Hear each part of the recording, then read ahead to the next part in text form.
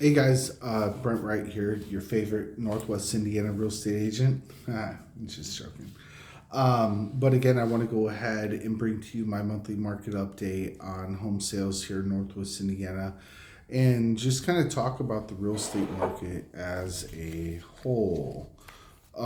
So good news is our MLS has now been active now for a year.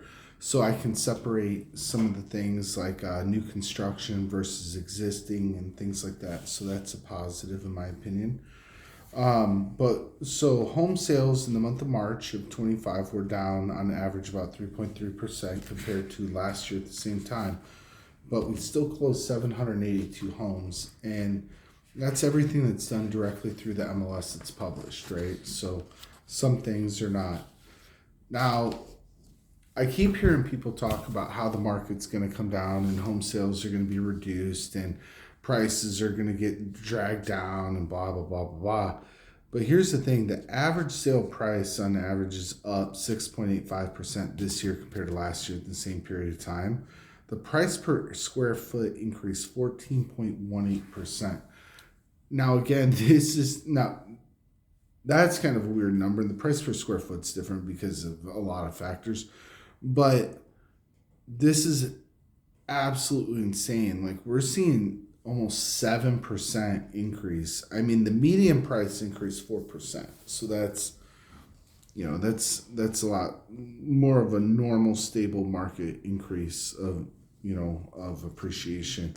But 6-8%, that's insane. So when you say I want to hold off and save up a little more money so I have a little more money down or whatever, that's fine, but know that that next home is actually going to cost you more money than if you were to buy it today.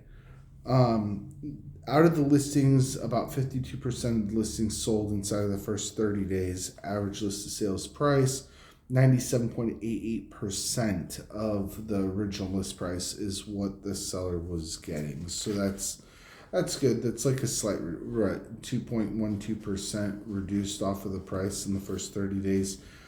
Again, like I always say this every month, like now more than ever, because even though when I get interest rates were 18% in the 80s and blah, blah, blah, blah, but homes were also 32. Like the median price home in 1980 was like in the country was like 40,400. So homes today, even though the rates aren't as bad, they are kind of coming down a little bit, but homes today are still very, very expensive compared to the 80s when you look at wages, income. So pricing the home is very important because, we know about the 2.12% reduction. But the farther out that goes, like if your home's up for 121 days, so 4 months, I mean, we're literally talking the seller received 87.61% of the sale of the original list price. That's a huge reduction. That's a massive, and honestly, on the current price, they reduced it another 4.5%, not including all the reductions that they did to get to that price. The average market time for all the homes on the market was 60 days now. That month they closed in March, which is kind of normal because you're going through the winter months, right? So things are going to be a little slower. What I want to do that's a little different now, though, is I separated the market and I did a new construction section, and then I've got an existing. So I want to kind of go over this so that we can see how things are going overall. New construction sales that were in the MLS were down 6.6% compared to 2024. In the month of March, we had 99 closed. The average sale price increased 5.37%. The average price per square foot increased 5.58%. The median sale price of these new construction homes increased 6%, 6.06. Again, we're seeing the new construction. We're seeing it. New construction always kind of sets the pace for existing home sales and when it comes to pricing and different things like that. So those new construction sales, they got 99.31% of the original list of sales price. But some of the builders are offering a lot of big incentives and things like that. Actually, now because the interest rates are coming down, the playing field's getting a little more level. But for the longest time, I was wondering if the government was ever going to do their job, because there were so many inducements to buy with some of these larger tract builders, where it was completely against the rules for any existing home seller to do. They'd never be able to close. And I figured out how they were doing it. Not a fan of it. But that's for another video, so I will talk about that another day. But if you'd love to know about it, feel free to give me a call. I would love to annoy you with information. Existing home sellers. So the existing seller, now again, this is 7 counties, right? So the sale price, actually, hold on. The actual sales are down 2.84%. That makes sense, because on average we were down like 3 something from the year before.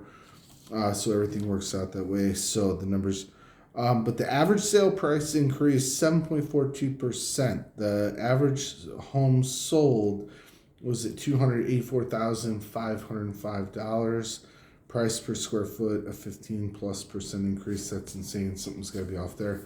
Median price 4.25%, with the average existing home seller. 53.44% of the homes listed sell inside of the first 30 days of being on the real estate market. And then 97.72% list the sales price in the first 30 days. You go beyond 120 days, you're down to 85%. So again, listing is very critical, and listing the house accordingly is more important than ever. I truly do believe, so when I started in the business, everybody would say, oh, sellers always think their homes are worth more than they truly are. And I've got to say one thing. I actually don't agree with that statement. When I started in the business, I found that most people actually undervalued their homes. And then this thing called the pandemic happened, and it got a little crazy. During the pandemic, you'd have a house sell for, let's call it $300,000, and then the neighbor's house would sell for $315,000, and then the next one would sell for whatever.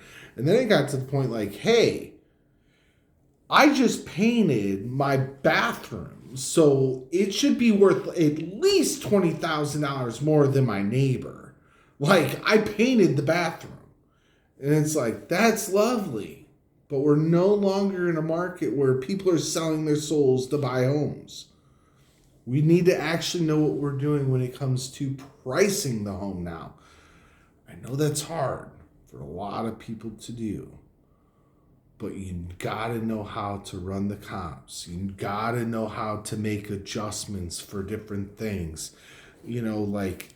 If you've got a bedroom and a basement that's finished and you have egress, does that bedroom carry the same value as the bedroom above grade or on the second floor? Absolutely not.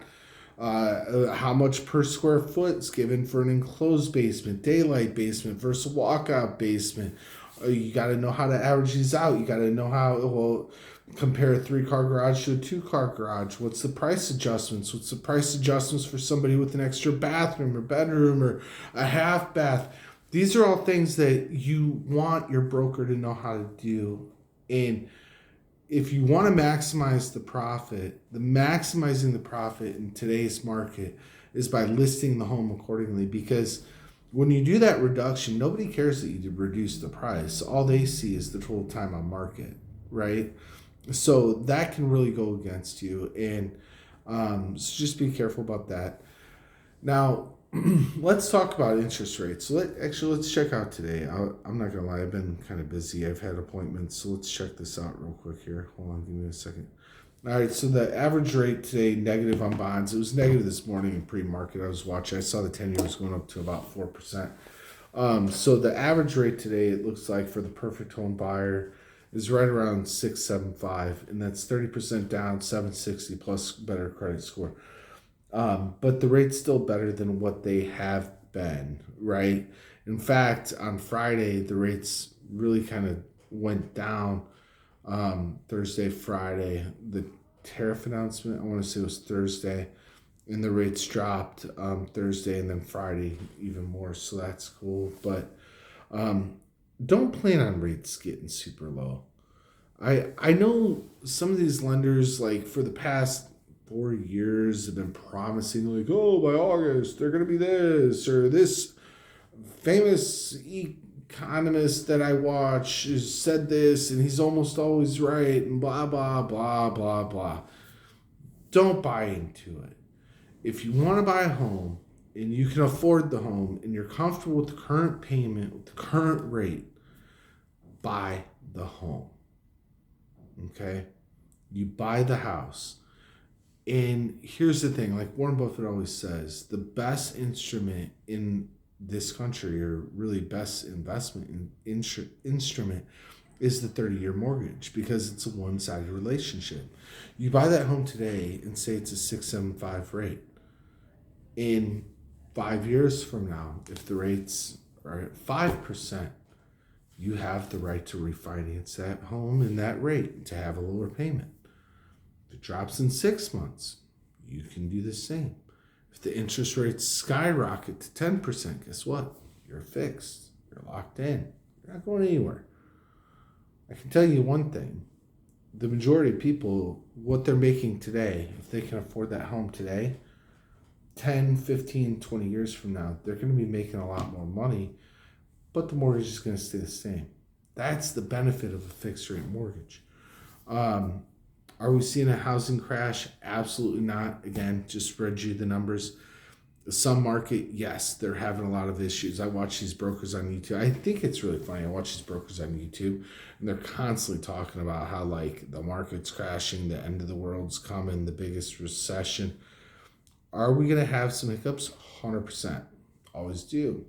I mean, it's actually kind of weird, but in all reality, we should have been through 1 or 2 recessions since the Great Recession, but the government keeps trying to find, well, one, they figured out a way to reclassify a recession, so that's great.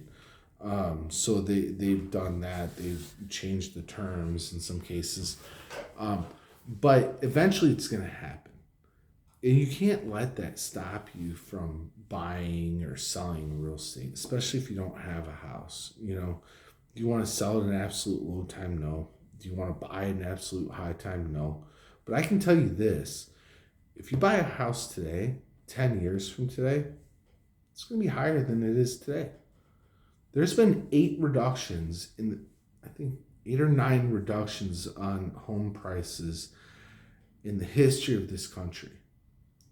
And it's not what people think. Like, we remember 2008-9. That was a very rare thing that ever happened. Even going back into the 80s, like in the 80s, there was like 1 or 2 years. Even at 18% interest rates, home prices were increasing, or they might have dropped that 1 year by like 1 or 2% on average. But it's a very, very, it's not like what people are thinking, like homes are like the stock market. You're thinking about buying a house, you're thinking about selling a house, I'd love to help you if you live here in Northwest Indiana. If you don't live in Northwest Indiana, I can still help you. I help, and I have referral partners all over the country. I help people buy and sell, answer questions. Literally, I've got partners in the Carolinas, Florida, California, Washington. Anywhere you're going, I'd love to answer any questions, kind of point you in a direction, and find you an agent. And what I do, what's different too than some of these referral networks, there's companies out there that'll do referral, and they'll just kind of like through relocation, they appoint somebody at some high rate. Not a high rate, but there's a high referral fee. And usually you're going to get an agent that doesn't know what they're doing, because they can't get their own leads. So they go ahead and sign up for this program so they can pay half of their commission to it, right? And the only reason they're taking them is because they can't get their own 90% of the time. So what I do is I go and I interview brokers. I try to find a top broker in the community to help you. Because when you have somebody, there's in my opinion, there's way too many part-timers in real estate. And to me, it's the biggest disservice when you have, everybody has to start somewhere, and I get that. And I'm fine with somebody being a part-time agent. Let me correct this. I'm fine with somebody being a part-time agent if they care to learn how to help their client work in the business. But there's too many people that are part-time, like, I work a full-time job. I'm working at the mill, I'm on 12-hour turns, so I can't show you homes this week, but maybe on Saturday, Sunday, I might be able to. That's my day off. You're not doing anything to help your client. In fact, you're giving them a disservice because you can't get them in the homes. You probably don't know about all the different financing things in local grants, or what loans are worth using or not, or what lenders are good to work with or bad. Here's my favorite one. You probably also don't know, and honestly, a lot of people don't know this, but this is something that really gets important if you're selling a home, is if you get, like, I'll give you an example. If I get an offer today and there's 2 different lenders on it, and I see those lenders, I have a feel what appraisers are going to be coming to the door. If I get an out-of-state lender, I know, okay, they're probably going through a third-party management company to order the appraisal. They're going to go to AMC. There's 2 appraisers I definitely don't like from AMC. A lot of issues with them. A lot of issues. But this lender here, I got a pretty good idea what 5 appraisers might show up. That's the benefit of having somebody that does this for a living and cares. So no matter where you're looking to go, I'd love to help. Any questions, guys, feel free to give me a call. I'm going to find me my website, www.twgrealty.com. My cell phone number, 219-406-7195. I appreciate it. If you have any ideas or topics that you'd like to hear from, feel free to let me know. Thanks.